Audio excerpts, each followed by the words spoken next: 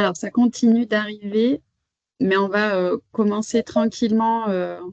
Moi, je vais juste commencer par une petite introduction avant que ce soit Candice et Axel qui commencent le webinaire. Donc, bonjour à tous. Ça continue d'arriver. On est ravis de vous retrouver et de vous accueillir aujourd'hui pour ce nouveau webinaire donc, qui est animé par Candice Pionnier, qui est responsable adjointe du service juridique, et Axel Recouvreur, juriste consultante en droit social. Donc, avant qu'elle vous présente les différents sujets qui vont être abordés aujourd'hui, je voudrais juste vous indiquer en préambule deux petites choses, et notamment qu'en prévision de la nouvelle année qui arrive, nous lançons un nouveau service dédié à la formation. Donc, Méline Charbonnier a obtenu sa certification Calliope depuis quelques mois, et donc il nous permet de dispenser des formations qui seront prises en charge par les OPCO. Aussi, ça va nous permettre de pouvoir répondre pleinement à vos attentes. Et pour cela, on aimerait recueillir vos avis sur les thématiques de formation qui vous paraissent les plus utiles et les plus pertinentes pour vous et vos équipes. Donc, je vous invite à nous indiquer, si vous le souhaitez, dans le chat de ce webinaire, des sujets qui pourraient vous intéresser, ou alors directement par mail, du coup à l'adresse que vous connaissez déjà avec vos interlocuteurs, sur l'adresse mail juridique@groupesoreco.com. Je vous remercie de votre aide, ce qui nous aidera à lancer du coup ce nouveau service. Deuxième petite info qui va concerner notre service ATMP que vous connaissez aussi maintenant et qui a été monté depuis le début de l'année 2025. Sachez que vous devriez recevoir au 1er janvier 2026 la notification de votre nouveau taux ATMP. Si tout se passe bien et qu'on arrive à avoir pour la fin d'année une loi de financement de la sécurité sociale. Donc, ce taux AT est déterminé en fonction des accidents du travail et maladies professionnelles qui sont imputés sur votre compte employeur. Donc, on vous invite vivement à nous en faire part et à revenir vers nous le plus tôt possible afin qu'on puisse vérifier ensemble que ce taux soit correct et que votre compte employeur corresponde aux accidents du travail et maladies professionnelles qui se sont produits dans votre entreprise et qu'il n'y ait pas des erreurs, que votre masse salariale soit bonne, qu'il n'y ait pas des accidents de trajet qui aient été imputés alors que ça ne doit pas l'être. Enfin, voilà, qu'on puisse checker tout ça tous ensemble. Et s'il y a des erreurs, il faut savoir qu'on a un délai de 2 mois pour contester. Donc, il faut agir relativement vite. C'est pour ça que dès le début d'année, on vous conseille de revenir vers nous. Une erreur d'imputation, ça a quand même, pour info, un impact direct sur vos charges. Et donc, c'est pour ça qu'on vous fait cette petite alerte dès maintenant pour qu'en début d'année, vous puissiez vous préoccuper de ce point-là et avoir une petite alerte. Voilà. Maintenant, je vous laisse entre les mains de Candice et Axel. Je vous souhaite un bon webinaire à tous. Si vous avez des questions, posez-les dans les chats. Elles y répondront au fur et à mesure après chaque sujet. Donc voilà, n'hésitez pas à intervenir. Bon webinaire à tous. Merci Claire. Oui, donc bonjour à toutes et à tous. Juste une petite parenthèse avant de commencer. Nous avons des petits problèmes de connexion Internet. Donc, si jamais ça coupe, ne vous inquiétez pas, voilà, on va se reconnecter. Ou si jamais vous rencontrez des petits soucis, n'hésitez pas à nous l'indiquer également dans le chat. Voilà, normalement, ça devrait bien se passer, mais on préférait vous prévenir au cas où. Donc, nous allons fonctionner comme d'habitude pour ce webinaire, hein. C'est le format habituel d'environ 45 minutes. Alors, si c'est possible, excusez-moi, voilà, juste de couper les micros et éventuellement voilà, les caméras. Euh, donc, ce webinaire, 45 minutes, je vous disais, on va commencer sur un focus avec la géolocalisation. Un focus également sur les caméras embarquées. C'est deux sujets qui reviennent assez fréquemment. Nous, c'est des questions que vous nous posez très régulièrement. Ensuite, on vous parlera de l'actualité sociale.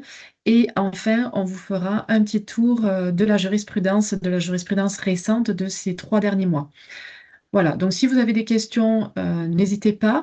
On ne peut pas vous répondre en direct, hein, mais n'hésitez pas à le poser dans le chat et on vous y répondra. Si toutefois on n'a pas eu l'occasion de répondre à toutes les questions, ne vous inquiétez pas, on vous fait un retour après à la fin du webinaire. Ou après, on vous répondra par mail. Voilà, donc je vais laisser maintenant la parole à Axel et qui va aborder le sujet de la géolocalisation. Oui, merci Candice. Bonjour à tous. Alors, effectivement, en première partie, on va vous présenter un peu ce qu'est la géolocalisation. On va se concentrer aujourd'hui sur les véhicules professionnels. Vous êtes nombreux à recourir à la géolocalisation dans les véhicules. Donc, l'idée, c'est vraiment de vous présenter un petit peu l'outil, les formalités qu'il y a à respecter, comment on utilise la géolocalisation, qu'est-ce qu'on peut en faire, est-ce qu'on peut l'utiliser comme moyen de preuve ou pas.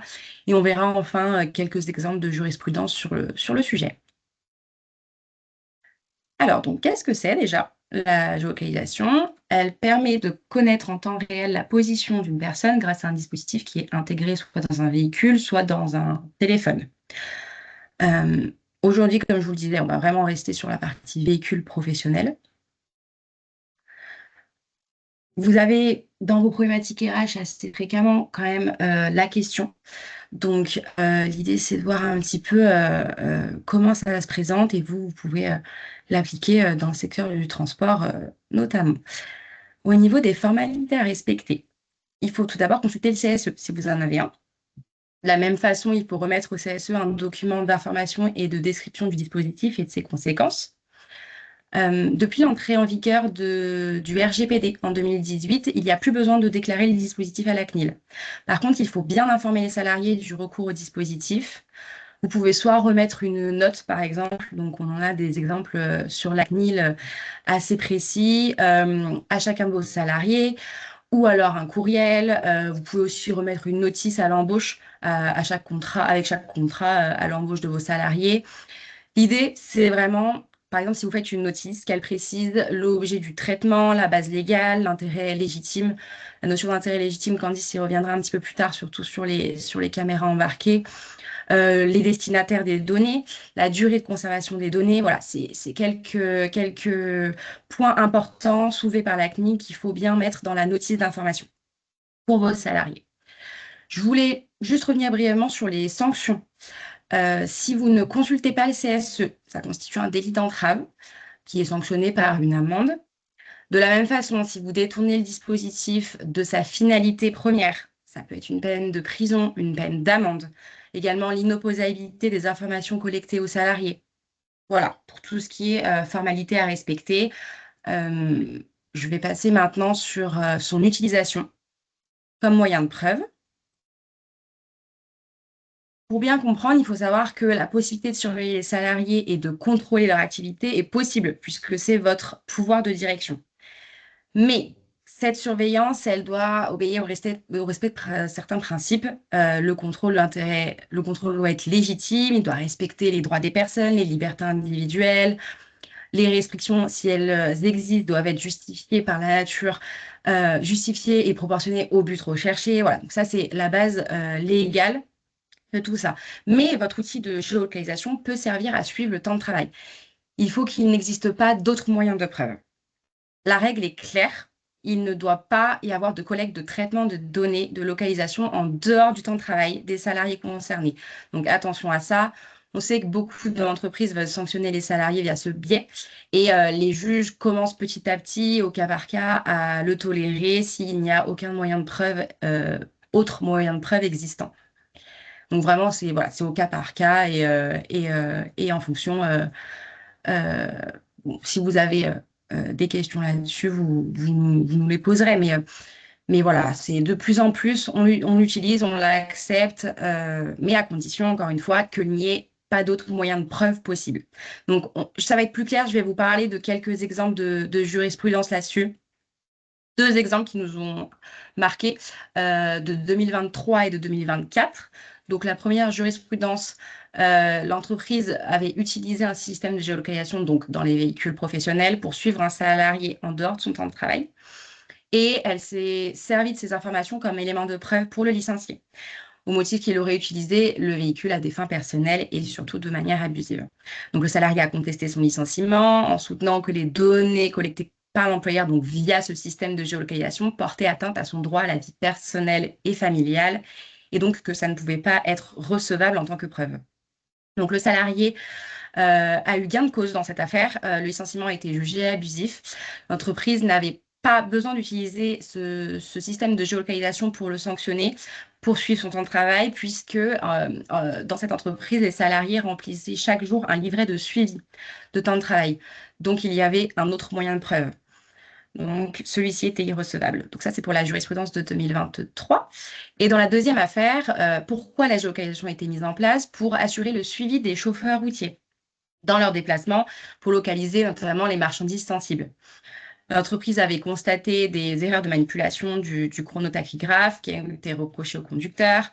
Il gonflait un petit peu sa durée du travail. Il y avait les heures de repos aussi qui étaient pas correctes. Donc voilà, tout ça a été des erreurs qui ont été constatées. Et l'argument du salarié, c'était que l'employeur s'est servi du dispositif de géolocalisation pour contrôler sa durée du travail, alors que le véhicule était justement équipé d'un chronotachygraphe, et qui contrôlait en permanence sa localisation, en couvrant les périodes de pause et les périodes de repos. Donc pour lui, ça portait atteinte à sa vie personnelle. Et donc l'argument n'était pas recevable de la géolocalisation. Son licenciement a été jugé comme abusif. Encore une fois, le juge a estimé que l'employeur a détourné le système de géolocalisation de sa finalité propre. Donc ça, c'était pour notre deuxième arrêt de 2024. Voilà, donc après, comme je vous le disais, nous avons conscience que c'est un moyen de preuve qui est important pour vous en entreprise. Donc oui, il peut être utilisé, mais son objectif premier reste la sécurité des salariés, des véhicules, des marchandises, de suivre une prestation de transport et tout ce qui est moyen de preuve pour les sanctionner. Voilà, c'est plus délicat, c'est toléré, mais il faut vraiment qu'il n'y ait pas d'autres moyens de preuve, comme je vous le disais, en entreprise.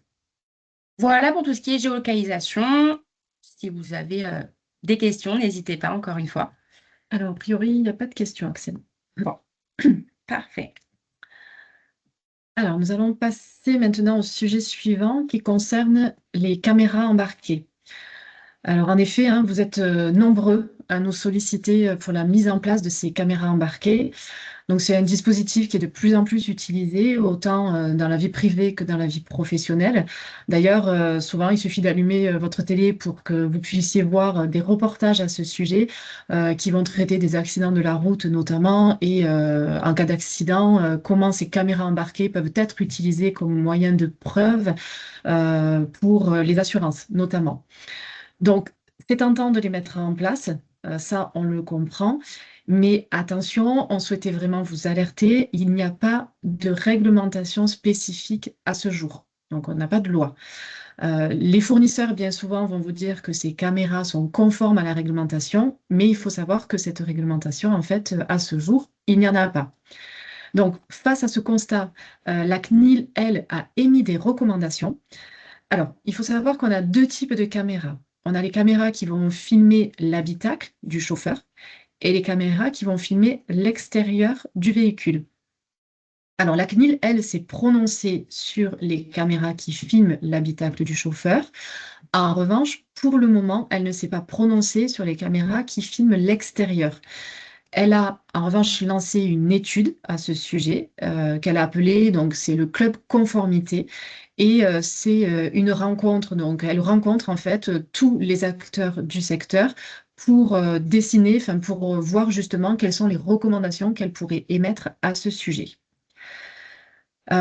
Nous aujourd'hui, moi aujourd'hui, je vais vous parler des caméras qui filment l'habitacle, plus particulièrement. Donc, comme je vous le disais tout à l'heure, on n'a aucune loi qui ne réglemente son usage. Mais à l'inverse, on n'a non plus aucune loi qui ne l'interdit. Donc, finalement, on ne peut pas vous dire non plus que c'est interdit de les mettre en place. Il faut quand même avoir conscience que c'est assez intrusif pour le chauffeur, effectivement. On a une caméra qui va filmer son habitacle, donc il va avoir l'impression qu'il est épillé au moindre fait et geste. Du coup, pour la CNIL, il va falloir articuler cette mise en place avec le respect de certains principes et notamment un des respects les plus importants, le respect de la vie privée. Il va falloir également être en conformité avec la protection des données à caractère personnel. Et on va avoir également un enjeu concernant les conditions d'admissibilité de la preuve en justice. Donc, c'est de la même façon que ce que vous a parlé Axel tout à l'heure pour la géolocalisation. Donc là, c'est pareil. On ne pourra pas se servir systématiquement des vidéos qui ont été prises à l'aide de ces caméras embarquées.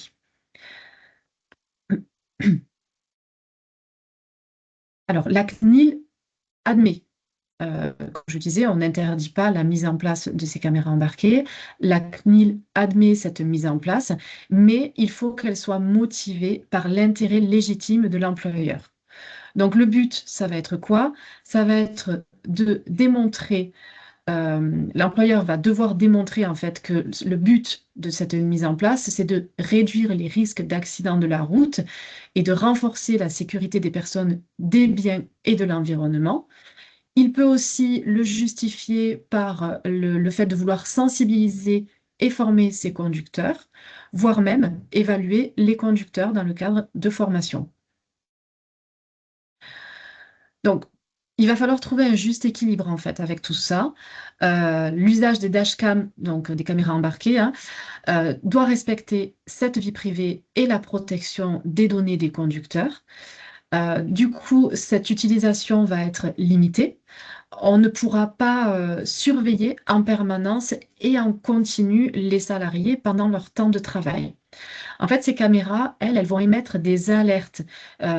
Et lorsqu'il y aura une alerte qui va être émise, alors, elles sont bien souvent dotées d'intelligence artificielle. Donc, si on voit par exemple que le conducteur commence à s'endormir ou qu'il peut toucher son téléphone, par exemple, ça va émettre une alerte et ça va enregistrer lorsque ça détecte un problème. Et en cas d'accident, en fait, seules les données qui sont nécessaires à cette alerte vont être traitées.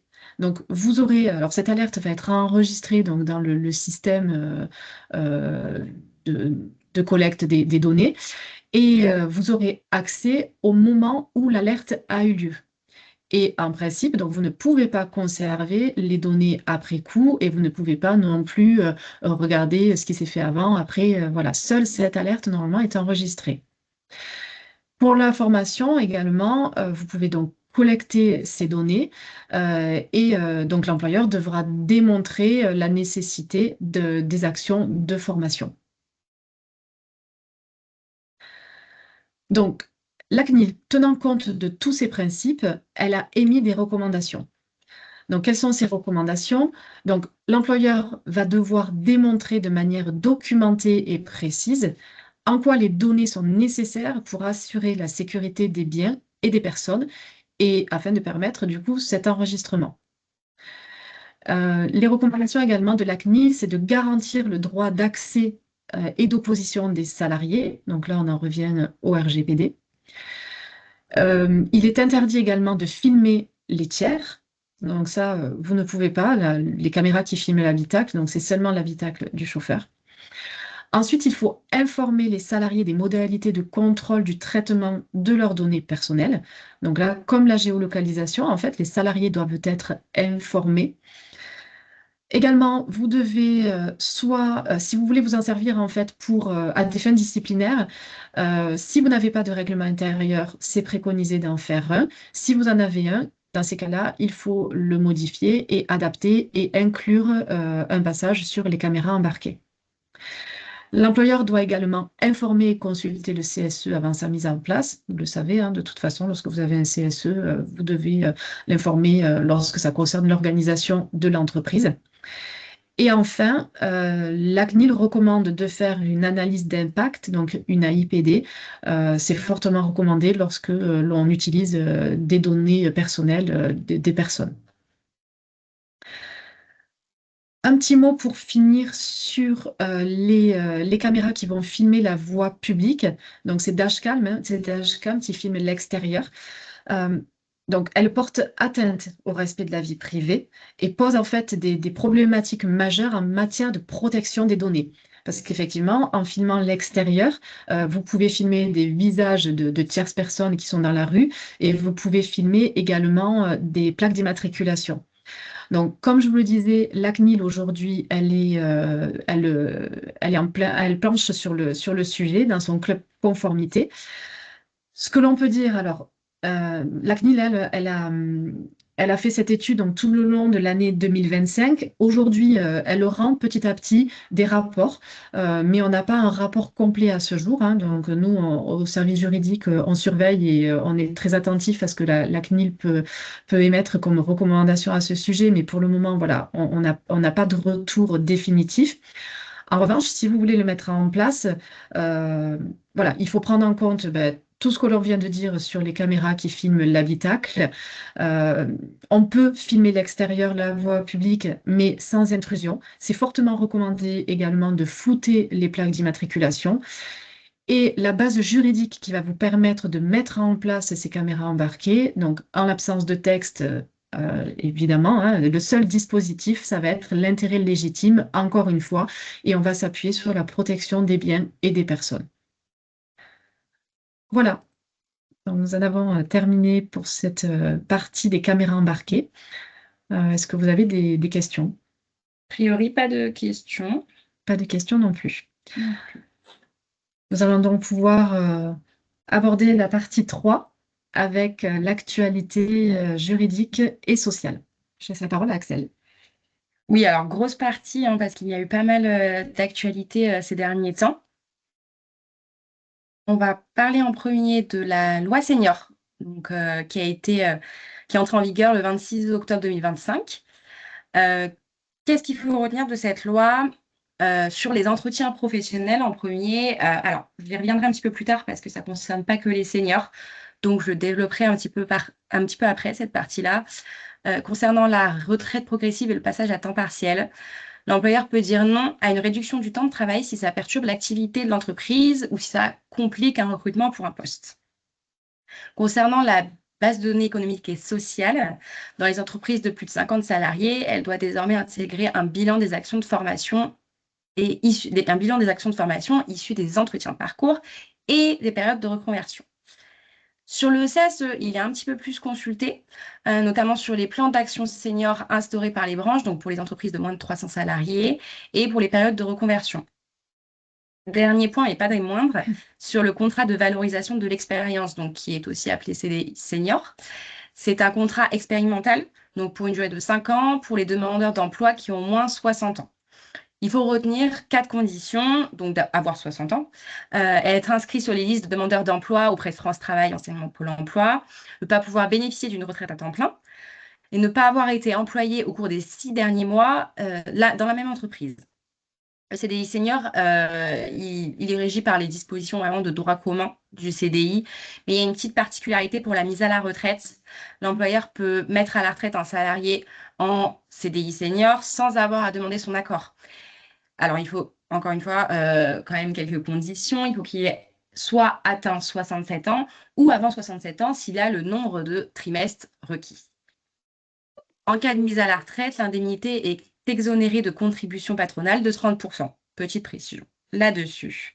Je vais revenir maintenant sur l'entretien de parcours professionnel, comme je vous le disais, qui ne concerne pas que les seniors. Donc issu de la loi senior, mais qui est donc applicable toujours depuis le 26 octobre 2025. Ce qu'on doit retenir, c'est qu'il doit se tenir tous les 4 ans. Dès son embauche, le salarié est informé qu'il bénéficiera de l'entretien dans l'année qui suit. Auparavant, donc sur cette durée de 4 ans, on était sur 2 ans, tous les 2 ans. Maintenant, c'est tous les 4 ans.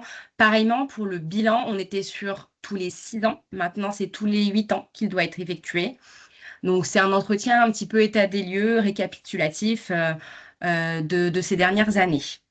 L'entretien doit être proposé aux salariés qui reprennent leur activité à l'issue de certaines absences, donc par exemple sur un congé maternité ou un congé parental d'éducation. Donc, cette nouvelle périodicité 4 ans et 8 ans, à la place de 2 ans et 6 ans, elle s'applique à partir de la date du dernier entretien et non à partir de la date de l'entrée en vigueur de la loi, donc le 26 octobre 2025. Donc, par exemple, si vous avez eu des entretiens professionnels en janvier 2025, admettons, donc là, on ne compte plus sur 2 ans, mais sur 4 ans. Donc, les prochains, ça sera janvier 2029, par exemple. Toujours sur cet entretien, sur le contenu même de l'entretien, aujourd'hui, il a pour objet de faire le point sur les compétences du salarié, ses qualifications qui sont mobilisées actuellement dans son emploi, sa situation, son parcours professionnel au regard des évolutions des métiers, ses besoins de formation, ses souhaits d'évolution professionnelle. Éventuellement, s'il y a une reconversion interne ou externe qui est envisagée ou un projet de transition professionnelle, on en parle également lors de cet entretien ou aussi un bilan de compétences. Voilà, tout ça concerne cet entretien de parcours professionnel. Aussi également, si le salarié veut activer son compte personnel de formation, on en parle, on l'aborde dans cet entretien. On a 2 nouveaux entretiens qui sont prévus, issus de cette loi. Ce sont les entretiens pour les salariés expérimentés, donc en raison de leur âge. On a l'entretien de mi-carrière. L'employeur, il va aborder des sujets classiques d'un entretien professionnel, mais aussi l'adaptation du poste de travail, la prévention des situations d'usure professionnelle. Voilà la petite particularité. On a aussi un deuxième entretien qui doit intervenir entre la 58e et la 60e année du salarié. Encore une fois, les sujets classiques de l'entretien vont être abordés, mais aussi les conditions de maintien dans l'emploi et les possibilités d'aménagement de fin de carrière. Par exemple, ça peut être un passage à temps partiel ou une retraite progressive aussi. Voilà pour toutes ces nouveautés concernant l'entretien de parcours professionnel. Si vous avez des questions, encore une fois, n'hésitez pas. Je laisse Candice continuer. Donc, on n'a pas de questions concernant le nouvel entretien de parcours professionnel, visiblement. Alors, maintenant, nous allons aborder le sujet du projet de loi de finances de la sécurité sociale 2026. Alors, c'est un gros sujet. Voilà, ça fait beaucoup l'actualité en ce moment. Cet examen donc, du budget de la sécurité sociale, c'est pas mal compliqué. Donc, après l'échec de la CMP, donc de la commission mixte paritaire, qui réunissait en fait les sénateurs et les députés pour tenter de trouver un compromis. Le texte, donc là, il va retourner à l'Assemblée nationale il est retourné à l'Assemblée nationale donc pour une nouvelle lecture. Alors, qu'est-ce qu'on peut retenir de ce projet de loi de finances? Alors, vous avez certainement entendu parler, le gouvernement voulait taxer les compléments de salaire. Donc, les compléments de salaire, c'est les titres restaurants, les chèques vacances. Donc, le gouvernement voulait taxer ces compléments de salaire avec un forfait social de 8%. Les parlementaires ont rejeté cette taxation. Donc, visiblement, on s'orienterait vers un abandon de ce projet. De la même façon, le gouvernement, lui, voulait également supprimer l'exonération de cotisation sociale des apprentis. Alors, vous le savez, les apprentis, vous n'avez pas de charge sociale lorsque vous les rémunérez. Le gouvernement, donc, voulait supprimer cette exonération. C'est un projet qui semble également être rejeté, largement rejeté, donc il ne devrait, à ce jour en tout cas, pas être retenu. En revanche, concernant notamment la rupture conventionnelle, donc vous savez, lorsque vous signez une rupture conventionnelle avec vos salariés, vous avez l'indemnité de rupture conventionnelle, mais également une contribution unique patronale de 30% à payer sur cette indemnité. Le projet est d'augmenter cette contribution de 10 points. Donc, ça passerait à 40%. Donc, la contribution patronale ne serait plus de 30%, mais elle serait de 40%. Ça concernerait la rupture conventionnelle et également la mise à la retraite. Concernant la visite médicale obligatoire de reprise après un congé maternité, là encore, il était question de supprimer cette visite médicale obligatoire. Finalement, il semblerait qu'on se dirige vers un maintien de cette visite médicale. Et enfin, nous avons eu la création d'un nouveau congé de naissance. En fait, c'est un congé naissance, c'est ni le congé maternité, c'est ni le congé paternité, c'est vraiment un autre congé, appelé congé de naissance, vraiment qui aura un régime autonome, en fait, qui ne se confond ni avec le congé maternité ni le congé paternité. Et ce congé naissance donc, devrait octroyer 2 mois supplémentaires donc, aux nouveaux parents dans des conditions qui restent encore à déterminer, mais vraisemblablement, ce projet de ce nouveau congé de naissance donc, devrait voir le jour dès le début de l'année 2026. Donc là, pareil, hein, nous allons rester attentifs à toutes ces modifications ou toutes ces nouvelles lois et on ne manquera pas de vous tenir au courant, bien entendu. On va passer sur un tout autre sujet, le CDD. Il y a un nouveau motif de CDD qui est pour reconversion professionnelle, qui est mis en place. Donc, il offre la possibilité aux salariés de rejoindre temporairement une autre entreprise pour acquérir de nouvelles compétences ou préparer une mobilité professionnelle. Comment il fonctionne? Il faut signer un CDD d'au moins 6 mois avec une entreprise d'accueil. Donc, pendant la période d'essai de ce CDD, le contrat d'origine avec l'employeur est suspendu, donc il n'est pas rompu. Et la suite dépend de la période d'essai, si elle est validée ou pas. Si on valide la période d'essai, la rupture, soit avec l'entreprise d'origine, soit on conclut une rupture conventionnelle, donc si c'est un CDI, soit une rupture d'un commun accord si c'est un CDD. Si la période d'essai est rompue, le salarié peut réintégrer son entreprise d'origine sur son poste initial ou équivalent avec une rémunération au moins identique. Après, le salarié peut aussi refuser la réintégration et opter pour une rupture amiable.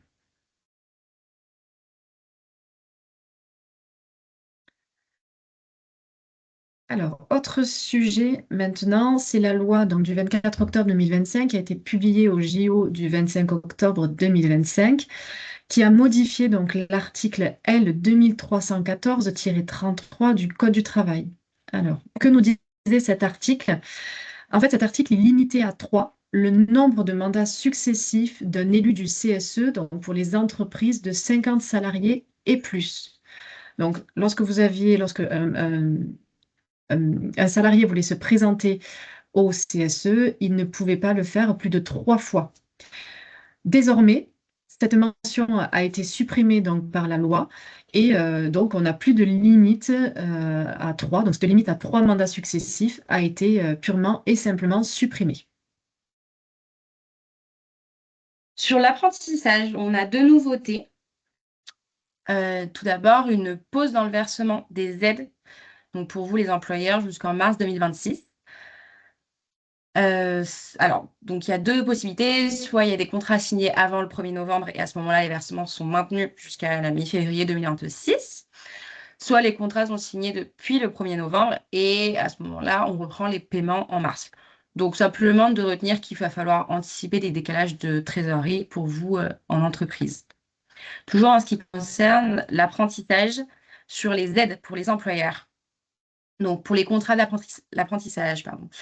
L'aide sera maintenant ajustée si le contrat dure moins d'1 an ou s'il est rompu avant la fin de l'année. Donc, on a un prorata qu'on n'avait pas auparavant. Concrètement, l'aide sera calculée au prorata de chaque mois réellement travaillé, y compris le premier et le dernier mois du contrat. Si le contrat est rompu pendant la première année, l'aide ne sera pas versée à partir du mois ne sera plus versée à partir du mois suivant la rupture. Et avant, l'aide, en fait, elle était donnée en totalité pour chaque mois, même si le contrat était rompu plus tôt. Voilà, simplement de faire attention à cette proratisation dans ces cas-là.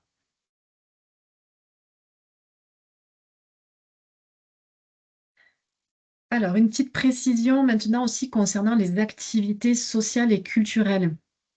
Donc, vous le savez, l'URSSAF admettait donc jusqu'à présent que le CSE puisse fixer une condition d'ancienneté pour l'attribution de ces ASC. Donc, c'était une condition d'ancienneté dans la limite de 6 mois. Lorsque vous versez, en fait, ou lorsque le CSE verse des bons cadeaux aux salariés, notamment, ce n'est pas soumis à cotisation sociale.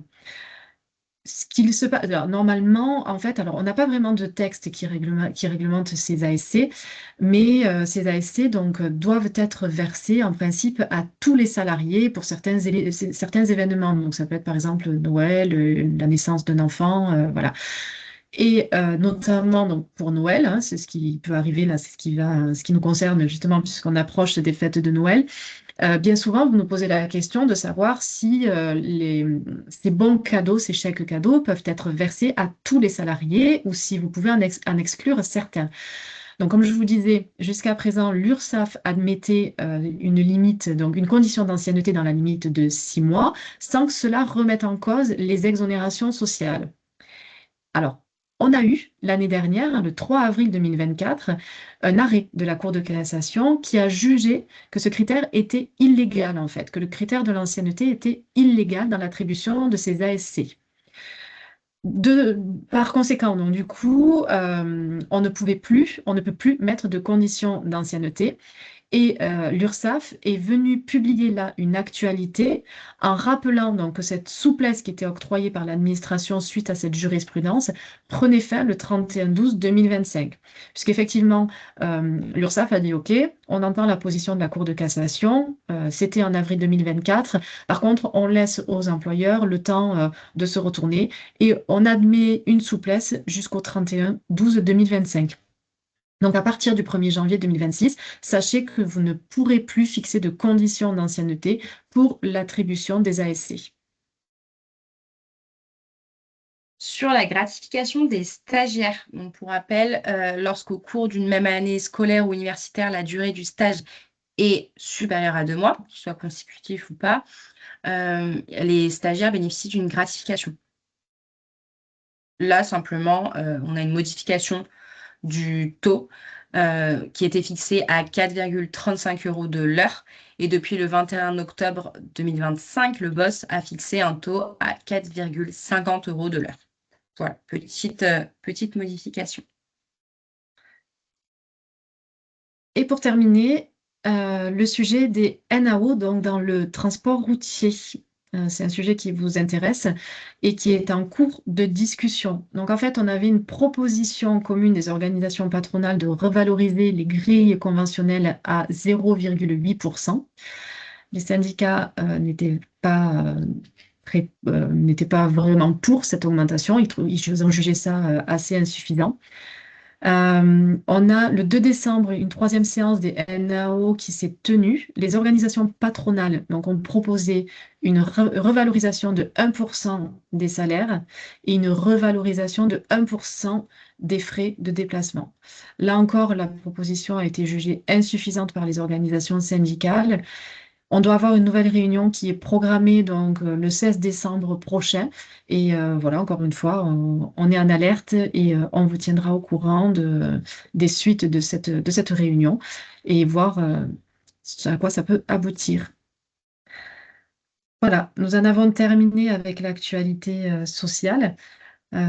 Visiblement, on n'a pas de questions non plus, donc on peut poursuivre avec notre dernière partie, la quatrième et dernière partie qui concerne la jurisprudence. Alors, premier thème sur cette jurisprudence, un arrêt du 24 septembre 2025 sur le travail pendant un arrêt maladie. Donc, l'idée, c'est que même si un salarié est contraint de travailler pendant son arrêt maladie, cela ne suffit pas à caractériser un travail dissimulé. Dans cette affaire, une salariée produisait des emails prouvant qu'elle était sollicitée par son employeur, même le dimanche, avec des délais, des relances, etc. La Cour indique que le travail dissimulé suppose une absence intentionnelle de déclaration préalable à l'embauche, l'omission d'un bulletin de paye, une sous-déclaration des heures ou encore l'évasion des déclarations sociales et fiscales. Là, ce n'est pas le cas ici. Aucun des éléments n'est caractérisé. En revanche, faire travailler un salarié pendant son arrêt maladie engage pleinement la responsabilité de l'employeur.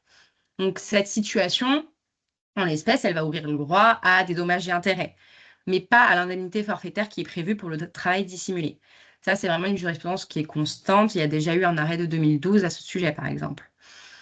Qu'est-ce qu'on retient ici? Que l'entreprise ne peut pas demander, ni même laisser un salarié travailler pendant son arrêt maladie, c'est la responsabilité de l'employeur qui est engagée et cela peut ouvrir droit à des dommages et intérêts comme c'était le cas en l'espèce. Par contre, ça n'ouvre pas le droit à l'indemnité pour travail dissimulé. C'est vraiment deux notions différentes. Alors, jurisprudence suivant, on a eu deux arrêts de la Cour de cassation le 8 octobre 2025 au sujet des télétravailleurs et des tickets restaurants. Alors, jusqu'à présent, on avait une divergence des juges du fond sur le sujet. La Cour de cassation, donc, dans ces deux arrêts, a mis fin à cette divergence de position. Et finalement, elle a rejoint la solution qui est dégagée par le ministère du Travail dans son question-réponse et également par le BOSS. Alors, que nous dit la Cour de cassation dans son premier arrêt? Eh bien, tout simplement, elle confirme que le télétravail ne justifiait pas de supprimer le droit des télétravailleurs au titre restaurant. En fait, pour elle, c'est pas parce que votre salarié est en télétravail que c'est un motif pour lui supprimer les tickets restaurants. Dans le deuxième arrêt, elle le nuance un petit peu, puisqu'elle laisse entendre que finalement c'est possible pour l'employeur d'exclure donc les salariés en télétravail donc, du bénéfice des tickets restaurants, mais à certaines conditions. En fait, l'employeur, il doit démontrer, il doit justifier de façon objective que le télétravailleur n'est pas dans une situation identique à celle des salariés sur site.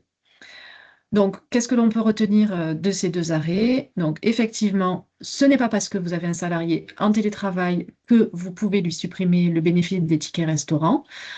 En revanche, ce n'est pas non plus une condition essentielle, puisque si vous arrivez à démontrer qu'il n'est pas dans une situation identique à vos salariés qui travaillent sur site, dans ces cas-là, cela peut justifier qu'il ne bénéficie pas de ces tickets restaurants.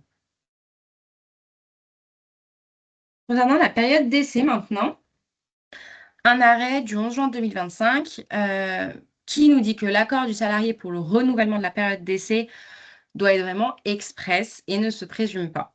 Alors, pourquoi il en ressort ça? Il a pu être jugé que la seule apposition de la signature du salarié sur une lettre de renouvellement de période d'essai ne vaut pas accord express du salarié.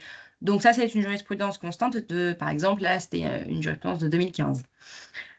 Ici, dans cet arrêt, la Cour de cassation confirme cette jurisprudence sur ce point et la nuance un petit peu, l'affine en tout cas, en rappelant que l'apposition de la seule signature du salarié sur la lettre de renouvellement de période d'essai, même accompagnée d'un mail du salarié, ne suffit pas à constater son accord express pour son renouvellement de période d'essai. Là, en l'espèce, dans son mail de retour, le salarié avait indiqué, avec sa lettre de renouvellement de période d'essai, voici la lettre de renouvellement signée ce jour. Ça ne suffit pas. L'obligation est la suivante, mention manuscrite de type bon pour accord au renouvellement de la période d'essai. Ça, c'est très important, et qu'elle soit manuscrite. Alors, juste un petit rappel, vous qui êtes beaucoup sur la convention du transport routier, les ouvriers et les employés ne peuvent pas bénéficier d'un renouvellement de période d'essai. Ça, c'est vraiment conventionnel. Après, pour les cadres et les agents de maîtrise, là, ça s'applique, la période d'essai et son renouvellement est possible, donc on peut appliquer ce principe. Mais voilà, encore une fois, avec cette mention manuscrite, bon pour accord de renouvellement de ma période d'essai. Alors, concernant maintenant le repos hebdomadaire. Alors, on a une jurisprudence très récente, là, un arrêt de la Cour de cassation du 13 novembre 2025 qui est venu nous éclairer un petit peu sur ce repos hebdomadaire. Donc, vous le savez, hein, le principe, c'est il est interdit de faire travailler un même salarié plus de 6 jours par semaine. Il doit effectivement bénéficier d'un repos hebdomadaire obligatoire d'une durée donc, de 35 heures, puisqu'elle va se décomposer donc d'une durée obligatoire minimale de 24 heures du repos quotidien, plus des 11 heures consécutives, d'une durée, pardon, 24 heures plus 11 heures consécutives du repos quotidien. Donc, ce qui nous fait un repos hebdomadaire de 35 heures. Alors souvent, ce repos est accordé le dimanche. Donc lorsque c'est le dimanche, on n'a pas de difficulté. Le salarié travaille du lundi au vendredi, lundi au samedi, voire même du lundi au samedi, et il se repose le dimanche. Mais si ce n'est pas le cas, donc là, en l'espèce, c'est la question qui s'est posée. Parce qu'en fait, le salarié ne bénéficiait pas du repos le dimanche. Donc la question qui se posait, c'était de savoir si le Code du travail fait référence à une semaine calendaire. Donc dans ces cas-là, ce qui interdirait de faire travailler plus de 6 jours consécutifs un salarié, ou si le Code du travail fait référence à la semaine civile, ce qui permet de faire travailler un salarié plus de 6 jours consécutifs, à condition que chaque semaine civile comporte un jour de repos. Donc, la Cour de cassation, le 13 novembre 2025, a tranché en faveur de la semaine civile. Donc, vous le voyez dans le petit exemple là que l'on a sur la slide. Donc, si on raisonne en semaine civile, à partir du moment où le salarié a un jour de repos dans la semaine civile, on considère qu'il a eu son repos hebdomadaire. Donc, vous voyez, le salarié qui commence à travailler à partir du mardi, donc de la semaine 1, pourra travailler jusqu'au samedi de la semaine 2, puisqu'en semaine 1, semaine civile, il a eu son repos le lundi. En semaine 2, donc deuxième semaine civile, il a eu son repos le dimanche. Donc, c'est une précision quand même très importante qu'a apportée la Cour de cassation là, le 13 novembre 2025. Voilà, jurisprudence suivante. Dernier thème du coup de cette série de jurisprudence, ce sera consacré aux inaptitudes. Donc sur ce premier arrêt du 24 septembre 2025, l'accident de trajet. Alors pourquoi cet arrêt est important? La notion d'accident de trajet est spécifique. Ses conséquences indemnitaires ne sont pas forcément les mêmes que l'accident de travail. Souvent, on peut confondre. Donc là, on va nous rappeler certains principes. Donc, premièrement, un salarié qui est licencié pour inaptitude professionnelle, donc suite à un accident du travail ou à une maladie professionnelle, a le droit à une indemnité compensatrice d'un montant égal à celui de l'indemnité légale compensatrice de préavis et à une indemnité spéciale de licenciement. Donc, cette indemnité, c'est le double de l'indemnité légale de licenciement. Dans cet arrêt, un salarié a été victime d'un accident de trajet et il est déclaré inapte à son poste et licencié pour inaptitude. Son employeur ne lui a pas versé les indemnités spécifiques pour une inaptitude professionnelle et donc il saisit le juge à ce sujet. La Cour de cassation, elle explique que les indemnités pour inaptitude professionnelle ne sont pas applicables aux accidents de trajet et aux salariés victimes d'accidents de trajet. Donc, à ne pas confondre l'accident de trajet et l'accident de travail pour le versement des indemnités. Donc là, oui, le salarié avait le droit à une indemnité, mais pas l'indemnité pour une aptitude professionnelle, indemnité classique de licenciement pour une aptitude. On va rester dans le thème de l'inaptitude pour le dernier arrêt, donc qui va nous intéresser. C'est un arrêt du 22 octobre 2025. Donc, on le sait, hein, lorsque le salarié est déclaré inapte, donc l'employeur doit lui proposer un poste conforme aux préconisations du médecin du travail. Si vous connaissez maintenant les avis d'inaptitude, alors même s'ils ont changé récemment, mais c'est toujours le même principe. Le médecin du travail a la possibilité donc de cocher une case de dispense de reclassement. En revanche, s'il ne le fait pas, il faut, vous, en tant qu'employeur, il faut que vous recherchiez un poste conforme aux préconisations du médecin du travail. Alors jusqu'ici, si le salarié refusait ce poste, l'employeur pouvait engager la procédure de licenciement. Là, attention, la Cour de cassation a précisé un point très important donc, dans son arrêt du 22 octobre 2025. Désormais, en fait, si le salarié refuse le poste proposé en raison de son incompatibilité avec les recommandations du médecin du travail, l'employeur doit ressaisir le médecin du travail pour un nouvel avis avant tout licenciement. Donc, c'est très, très important. Vous ne pouvez pas licencier comme ça si le salarié refuse le poste que vous lui proposez. Il faudra retourner voir ou solliciter à nouveau le médecin du travail pour un avis, ce qui vous permettra ensuite de procéder au licenciement en toute sécurité. Voilà, nous en avons fini avec ce webinaire aujourd'hui. Je ne sais pas si vous avez des questions à nouveau. Visiblement, il n'y a pas de questions non plus. Écoutez, on espère que ces sujets vous auront intéressé. Bien entendu, pour plus de précision, vous pouvez nous contacter au service juridique. Vous connaissez nos coordonnées et notre adresse mail. On vous fera passer un petit questionnaire à l'issue de ce webinaire, donc n'hésitez pas à nous dire ce que vous en avez pensé. N'hésitez pas non plus à nous faire part des sujets que vous voudriez voir abordés pour les prochains webinaires. Et voilà. Merci à tous pour votre écoute. Merci À bientôt. tous. À bientôt.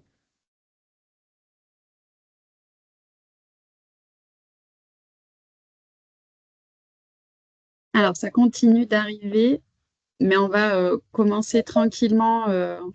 Moi, je vais juste commencer par une petite introduction avant que ce soit Candice et Axel qui commencent le webinaire.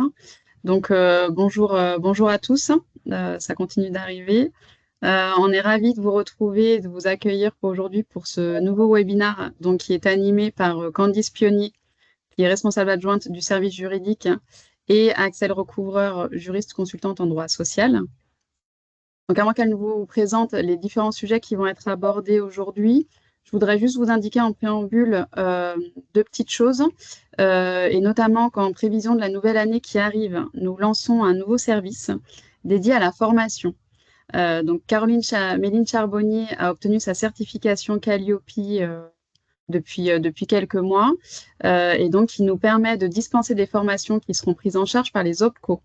Aussi, ça va nous permettre de pouvoir répondre pleinement à vos attentes, et pour cela, on aimerait recueillir vos avis sur les thématiques de formation qui vous paraissent les plus utiles et les plus pertinentes pour vous et vos équipes. Donc, je vous invite à nous indiquer, si vous le souhaitez, dans le chat de ce webinaire, des sujets qui pourraient vous intéresser, ou alors directement par mail, du coup à l'adresse que vous connaissez déjà avec vos interlocuteurs, sur l'adresse mail juridique@groupesoreco.com. Je vous remercie de votre aide, ce qui nous aidera à lancer du coup ce nouveau service. Deuxième petite info qui va concerner notre service ATMP que vous connaissez aussi maintenant et qui a été monté depuis le début de l'année 2025. Sachez que vous devriez recevoir au 1er janvier 2026 la notification de votre nouveau taux ATMP. Si tout se passe bien et qu'on arrive à avoir pour la fin d'année une loi de financement de la sécurité sociale. Donc, ce taux AT est déterminé en fonction des accidents du travail et maladies professionnelles qui sont imputés sur votre compte employeur. Donc, on vous invite vivement à nous en faire part et à revenir vers nous le plus tôt possible afin qu'on puisse vérifier ensemble que ce taux soit correct et que votre compte employeur corresponde aux accidents du travail et maladies professionnelles qui se sont produits dans votre entreprise et qu'il n'y ait pas des erreurs, que votre masse salariale soit bonne, qu'il n'y ait pas des accidents de trajet qui aient été imputés alors que ça ne doit pas l'être. Enfin, voilà, qu'on puisse checker tout ça tous ensemble. Et s'il y a des erreurs, il faut savoir qu'on a un délai de 2 mois pour contester. Donc, il faut agir relativement vite. C'est pour ça que dès le début d'année, on vous conseille de revenir vers nous. Une erreur d'imputation, ça a quand même, pour info, un impact direct sur vos charges. Et donc, c'est pour ça qu'on